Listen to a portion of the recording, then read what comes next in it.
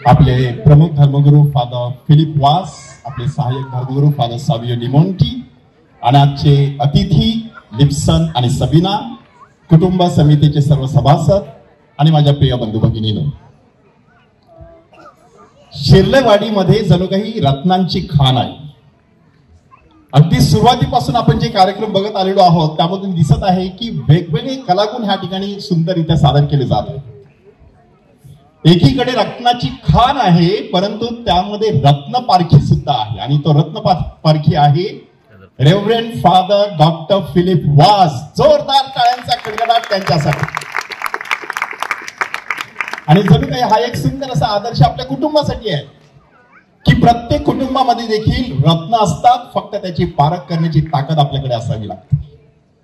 अगदी सुरुवातीपासून मी बघत आहे की अतिशय सुंदर अशा वातावरणामध्ये आजचा हा कार्यक्रम सुरू झालेला आहे. सुंदर अशा वातावरणामध्ये हा पुढे जात आहे आणि ह्या ठिकाणी आपण बघत आहोत लिप्सन आणि सबीना ज्या पद्धतीने त्यांनी अगदी थट्टा मस्करी करत, हसत खेळत त्यांचं मनोगत व्यक्त केलेलं आहे, त्यावरून त्यांनी एक महत्वाचा संदेश दिलेला आहे की कुटुंबाची जणू काही आपल्याला व्याख्या करता येत नाही. कधीपासून आपण बघत आहोत कुटुंबाची व्याख्या करण्याचा आपण प्रयत्न करत आहोत, परंतु कुटुंबाची व्याख्या करता येत नाही कारण ते जीवनाशी संबंधित आहे. जीवन तिकडे येतं, जीवन तिकडे संपतं. अशा प्रकारची ती जागा असते, अशा प्रकारची ती अवस्था असते, अशा प्रकारचा तो अनुभव असतो, म्हणून त्याची व्याख्या आपल्याला कधीच करता येत नाही. आणि लिप्सन आणि सबीना यांनी सांगितल्याप्रमाणे की आपल्या कुटुंबामध्ये खूप काही सौंदर्य असतं, खूप काही चांगलं असतं, फक्त ते बघण्यासाठी दृष्टी लागते.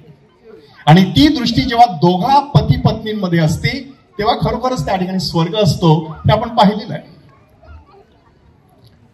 आणि द्राक्ष विकणाऱ्याचा एक छोटासा दाखला सांगितला जातो की सुटी द्राक्ष असतात आणि घडामध्ये असलेली द्राक्ष असतात. एक लेखक त्या ठिकाणी जातो आणि सहज विचारतो, ह्या घडामधल्या द्राक्षाची किंमत काय? 60 रुपये किलो. सुट्या द्राक्षाची किंमत काय? 25 रुपये किलो. ती द्राक्ष देखील तेवढीच टपोर, तेवढीच रसदार, तेवढीच सुंदर दिसणार, तरी देखील त्यांची किंमत कमी. आणि त्याने सहज विचारलं, असं काय होऊ शकतं? लेखकाला उत्तर काय मिळालं बघा. जणू काही जीवनाचं तत्वज्ञान त्या उत्तरामध्ये दडलेलं होतं. जोपर्यंत ही द्राक्षे घडामध्ये एकत्र असतात तेव्हा त्यांना किंमत असते, घडातून वेगळं झाल्यानंतर त्यांची किंमत कमी होते. माणूस जोपर्यंत कुटुंबामध्ये आहे, पॅरिश मध्ये आहे, कुटुंब मेळाव्यामध्ये आहे, अशा कार्यक्रमामध्ये आहे, तोपर्यंत त्याची किंमत वाढतच जाणार आहे. आणि जेव्हा तो त्यापासून विभक्त होतो तेव्हा त्याची किंमत कमी व्हायला सुरुवात झालेली असते. अगदी सुरुवातीला आपल्याला सांगण्यात आलं की आजचे सूत्रसंचालक आपले जे आहे संजय आणि वृषाली, हा पण एक चांगला विचार आहे की सूत्रसंचालक पती पत्नी. आणि त्यांनी सुरुवातीला सांगितलेलं होतं की कशा प्रकारे आपलं पूर्वीचं जीवन होतं, कौटुंबिक जीवन, की भली मोठी घरं, भली मोठी कुटुंब, एकाच छपराखाली 6, 7, 8 कुटुंब एकत्र. परंतु आज आपण कुठे पोहोचलो आहोत त्याची पण जाणीव ठेवणं गरजेचं आहे. 6 टप्पे आतापर्यंत बायबल अभ्यासकांनी आणि इतरांनी शोधून काढलेले आहेत. तो पहिला टप्पा आपण ऐकला की त्या ठिकाणी भलं मोठं कुटुंब, भलं मोठं घर आणि भरपूर अशी लोक एकाच घरामध्ये जणू काही कुटुंब मेळावा भरलेला असेल. त्याच्यानंतर दुसरा टप्पा आला संयुक्त कुटुंब, एकाच आई वडिलांची 4-5 लेकरं आणि त्यांचे 4-5 संसार एकत्र एकाच छत्राखाली.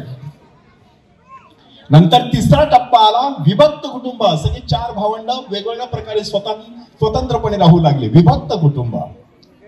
नंतर चौथा टप्पा आला हम दो हमारे दो, फक्त 2च मुलं, त्याच्या पलीकडे मुलांना जन्म द्यायचा नाही. नंतर 5वा टप्पा आला हम दो हमारा एक किंवा हमारी एक, अशा प्रकारचा टप्पा, 1 मूल बस. आता महागाई झालेली आहे वगैरे अशा प्रकारची वक्तव्य आपल्याला ऐकायला मिळत. आणि आता लेटेस्ट काय आलंय बघा की जे कुटुंब संस्थेला अतिशय धोकादायक आहे. इंग्रजीमध्ये त्याच्यासाठी डिंक असा शब्द वापरला जातो, DINK. डिंक म्हणजे डबल इन्कम नो किड्स. याचा अर्थ काय आहे? दोघांनी कमवायचा, भरपूर मजा करायची, सगळ्या जगात फिरून यायचा, पण घरामध्ये मात्र जग निर्माण करायचं नाही, मुलाबाळांना जन्म द्यायचा नाही. अशा प्रकारची विचारसरणी घातक आहे. कुटुंब संस्थेला आणि संपूर्ण जगाला घातक आहे. आणि म्हणूनच पोप फ्रान्सिस आणि अमोरिस लेटिसिया नावाचं सुंदर असं परिपत्रक काढलं.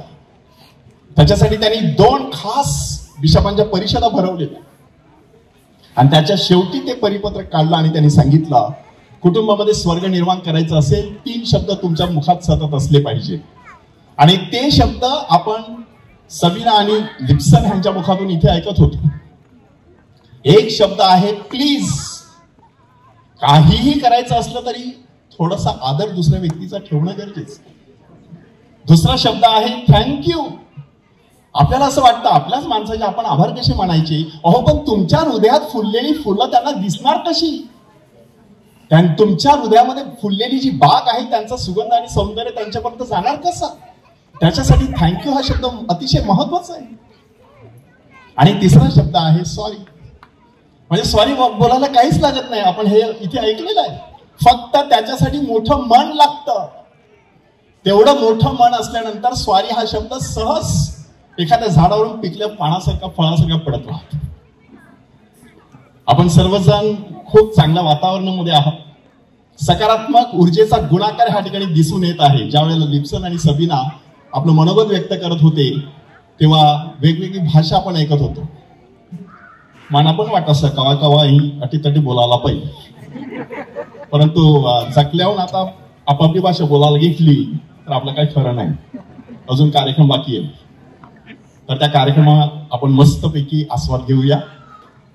आणि संजय ज्यावेळेला साबी परेराची कविता बोलून दाखवत होता त्यावेळेला मा पण जीव वरखाला होत होता. परंतु आता तुम्हाला पण वाटत आहे ते फादर थांबे दे का ते घाबरू नका. अडेच थांबा ते. आणि तुमच्या ह्या संपूर्ण कार्यक्रमाला पुन्हा एकदा हार्दिक शुभेच्छा. फादर तुम्ही थांबावा असं आम्हाला वाटत नाही. आपलं अस्खलित मनोगत कुटुंबाची व्याख्या करता येत नाही. आपण दिलेल्या औदार्याबद्दल मी पुन्हा एकदा फादरांचं अभिनंदन करतो.